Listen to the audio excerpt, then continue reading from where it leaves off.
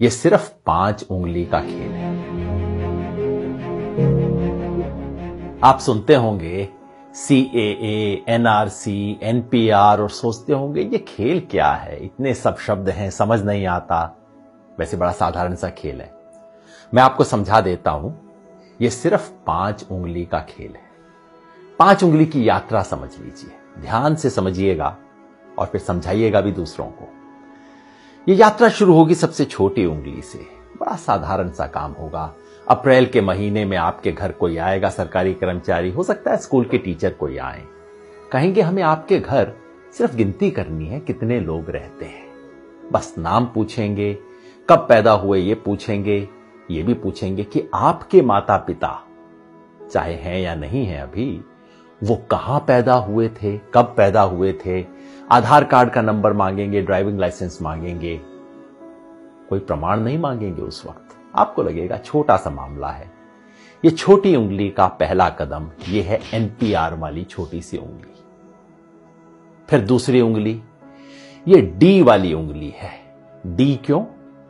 क्योंकि आपके घर से जब एक बार ले जाएंगे लिख के, उसके बाद तहसीलदार के दफ्तर में, किसी सरकारी दफ्तर के अंदर कुछ टाइम बाद, हो सकता है कुछ महीने बाद, चुपचाप से उस लिस्ट का मूल्यांकन किया जाएगा और कोई सरकारी कर्मचारी उस लिस्ट में कुछ नामों के आगे D लिख देगा।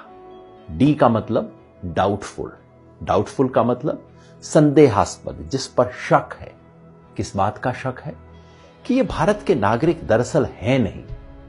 भाई कैसे फैसला होगा? कानून में कहीं नहीं लिखा कैसे फैसला होगा। हो सकता है आप अपने माता पिता की आयु नहीं बता पाए हो, कहां पैदा हुए हैं नहीं बता पाए हो सकता है आधार कार्ड आपके नाम से इशू हो लेकिन आपके पास नंबर ना हो, कुछ भी हो सकता है।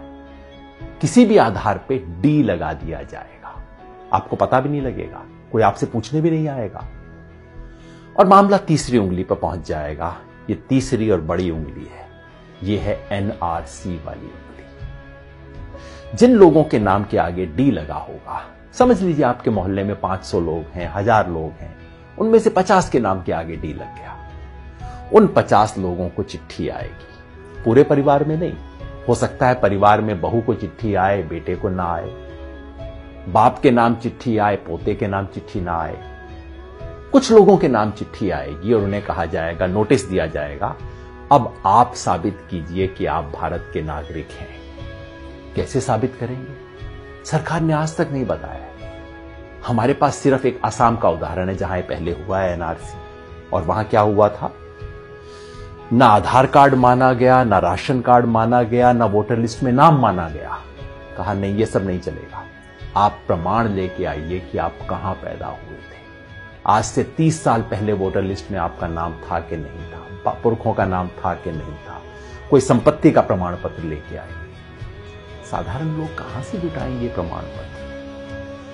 इसके आधार पे उनमें से कुछ लोगों ने जो आधार अपने प्रमाण पत्र नहीं दे पाएंगे, उनका मामला चौथी उंगली पे पहुंच जाएगा। ये चौथी उंगली है फॉरेनर्स ट्राइब्यूनल की। यानी कि कहा जाएगा उस 50 में से समझ लीजिए 10 लोग बच गए जो प्रमाण नहीं दे पाए, जिनके पास कागज नहीं है, 15 लोग बच गए।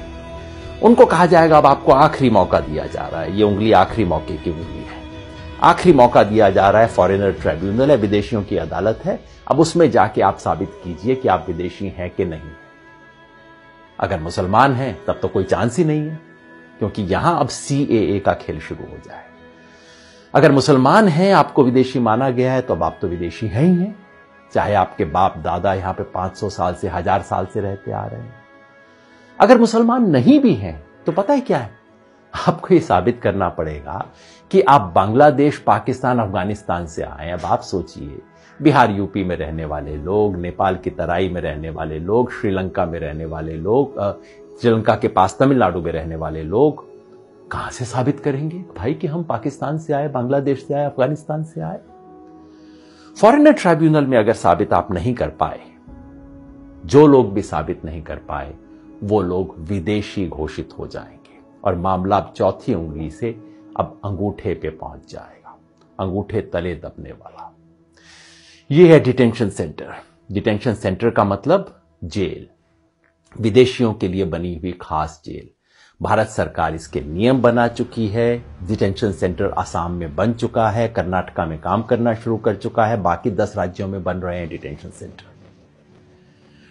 जिस व्यक्ति के पुरखे पता नहीं कब से यहां पे रहते आ रहे होंगे, उसे अपनी ही मिट्टी में विदेशी बना के डिटेंशन सेंटर में डाल दिया जाएगा। यह है खेल। शुरू होगा छोटी उंगली से, एनपीआर से, और खत्म होगा कुछ लोगों के लिए। हो सकता है 1000 में से 1 लोग, हो सकता है 1000 में से 2 लोग डिटेंशन सेंटर में बने। क्या ये चाहते हैं? अगर नहीं चाहते तो इसे रोकने का एक ही तरीका है। ये 5 उंगली का खेल कैसे रुकेगा? जैसे ही पहली उंगली मोड़ने की कोशिश हो, आप 5 उंगलियां कर लीजिए बंद, मुट्ठी लीजिए कस और उठा दीजिए अपना हाथ। विरोध करना होगा, यानी कि जब पहली उंगली उठे एनपीआर वाली, एनपीआर का बायकॉट करना होगा। पूरे देश में जो नागरिकता संशोधन के बारे में आंदोलन चल रहे हैं, उन सब ने मिलकर कॉल दिया है। हम भारत के लोग, we the people of India, जो देश के 120 से ज्यादा संगठनों ने इकट्ठा होकर बनाया है, सब ने कहा है कि एनपीआर का बायकॉट करें। यानी कि जब आपके घर में कोई टीचर आए, कोई सरकारी कर्मचारी आए एनपीआर का डेटा लेने, प्यार से बात कीजिए, इससे बुरा बात करने की जरूरत नहीं। पानी पिलाइए, चाय पिलाइए, नमकीन भी खिलाइए। नमक खिलाना बहुत जरूरी है, क्योंकि ये संविधान का नमक खाते हैं, याद दिलाना है। ये कर्मचारी इस देश के कर्मचारी हैं, किसी पार्टी के नहीं है। सब कुछ दीजिए, प्यार से कीजिए, लेकिन कागज नहीं लिखवाएं।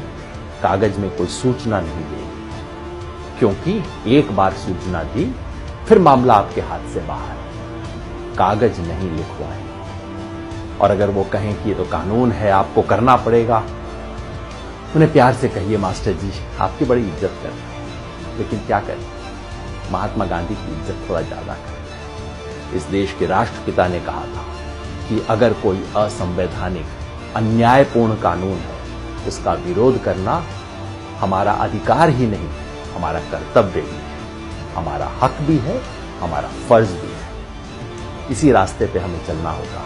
याद रखिए, हम संविधान बचाने निकले। एक हाथ में तिरंगा, दूसरे में संविधान, मन में अहिंसा और जन गण मन का गान। इसी रास्ते पे हमें चलना है। ये लड़ाई में हम लड़ेंगे और निश्चित जीतेंगे।